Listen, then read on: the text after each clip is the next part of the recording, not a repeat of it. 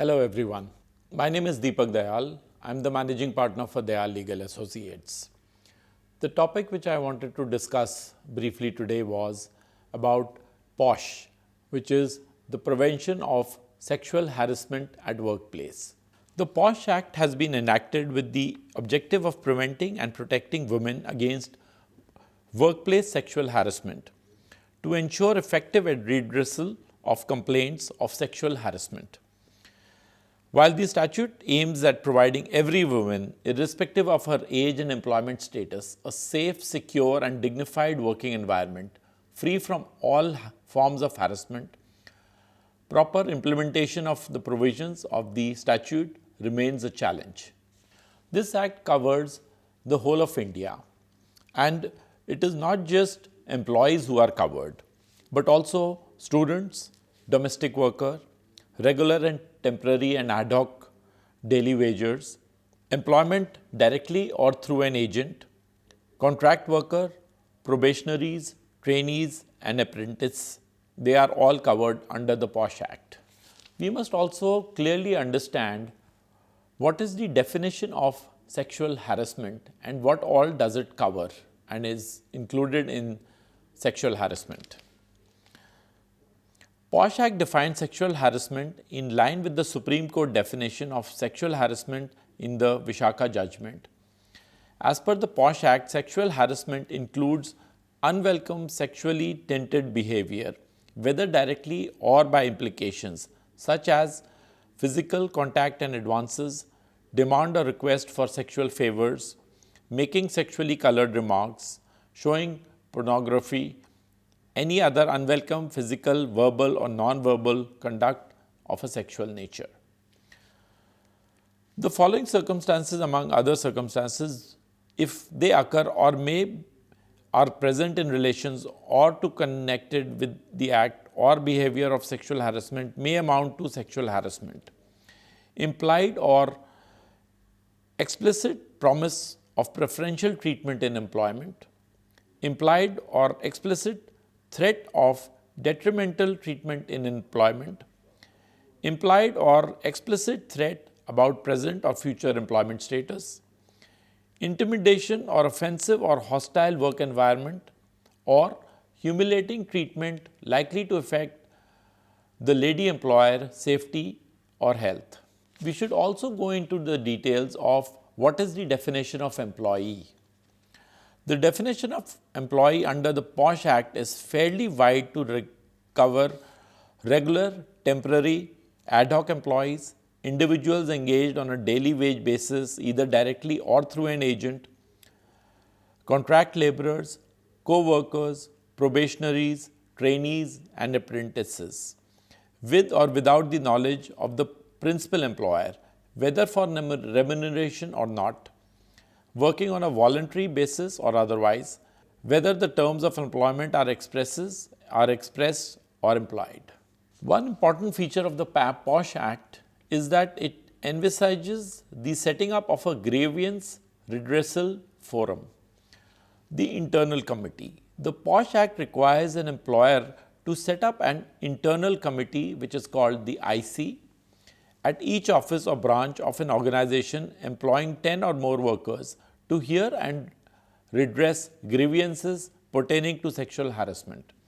Failure to constitute the IC has led to imposition of a fine under the POSH Act. What is the constitution of the IC or the internal committee?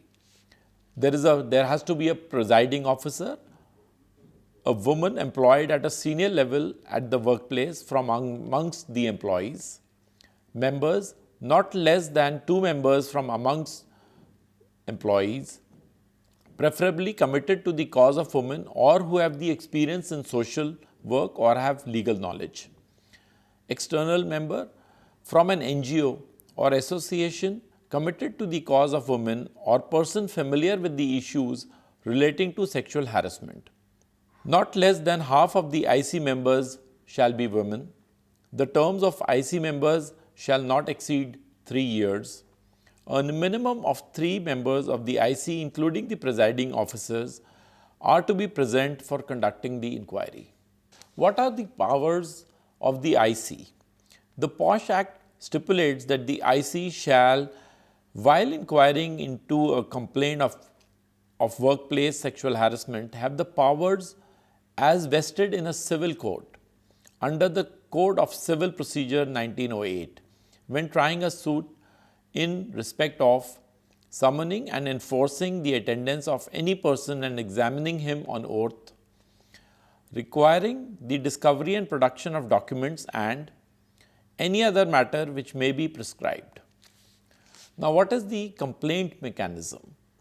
An aggrieved woman who intends to file a complaint is required to submit 6 copies of the written complaint along with the supporting documents and names and addresses of the witnesses to the IC within 3 months from the date of the incident, and in case of a series of incidents within a period of 3 months from the date of the last incident. Prompt action of an act of sexual harassment is probably an important as swift action to be taken by the authorities on receiving a complaint.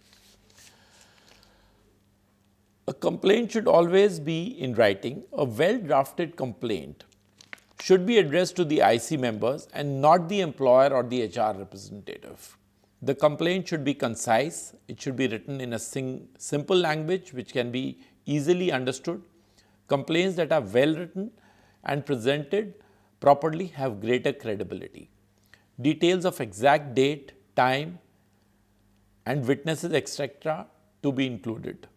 Circumstances preceding and following the incident to be recorded. Whether the complaint asks the respondent to desist from the unwelcome acts. Apprehend as many documents as possible in whatever format, relevant emails, screenshot of SMSs, WhatsApp messages, calls, details, photographs, recordings, etc. Details of the respondents include name, designation, reporting structure between the complainant and the respondent, if any, whether subordinate, colleagues, or supervisor. Do not state any fact that is false or incorrect in the report. The relief that is sought from the employer needs to be mentioned also. Some practical tips of IC constitution, the internal committee constitution. As far as possible, the IC should comprise of women members who have been trained in the POSH Act and POSH rules and their roles and responsibilities. It is preferable to have an odd number in order for the IC to arrive at a decision based on the majority in case of a divided opinion. The IC members should be selected based on evaluation of various factors, including whether they are accessible, approachable, committed, sensitive, and understanding. They should be sensitive to issues pertaining to gender-based violence and should have good credibility and technical competency to handle grievances procedures. The functioning of the IC should be made autonomous such that there is no scope of allegations of bias or favoritism. As far as possible, provide the IC separate space for conducting their meetings and maintaining records of cases of sexual harassment.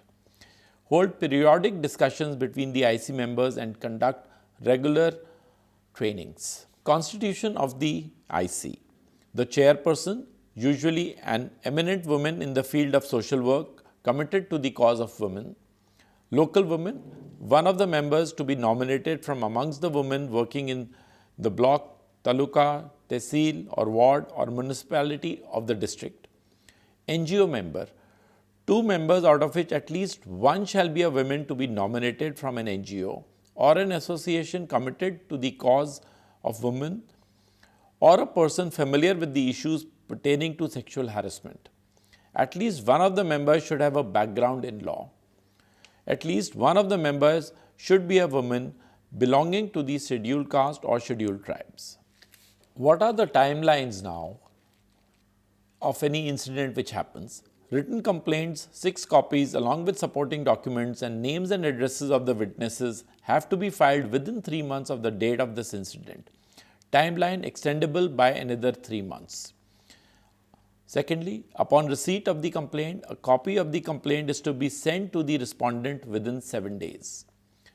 Third, upon receipt of the copy of the complaint, the respondent is required to reply to the complaint along with the list of documents, supporting documents and names and addresses of the witnesses within 10 working days time. The inquiry has to be completed within a total of 90 days from the receipt of the complaint. The inquiry report has to be issued within 10 days from the date of the completion of the inquiry. The employer is required to act on the recommendations of the IC within 60 days of receipt of the inquiry request. Appeal against the decision of the committee is allowed within 90 days from the date of recommendations. Thank you so much for listening to this video. I hope you have found this video informative and useful. Prevention of sexual harassment at workplace is a very, very important topic and needs to be taken very, very seriously by the employer and all the employees, whether men or women working in the organization. Any violation will have very serious implications, and the IC committees is a very, very powerful committee, but one must fully understand how the IC committee has to be functioning, and constant training is required for all the members of the IC and also for the organization. POSH manuals or information about prevention of sexual harassment, what are the rules, regulations, internal policies. It is not just a manual which should be made in the organization, but it has to be explained, and at regular and frequent intervals, POSH training has to be conducted so that both the men and the women in the organization fully understand the do's and the don'ts and how to behave in a proper manner at their workplace. Thank you.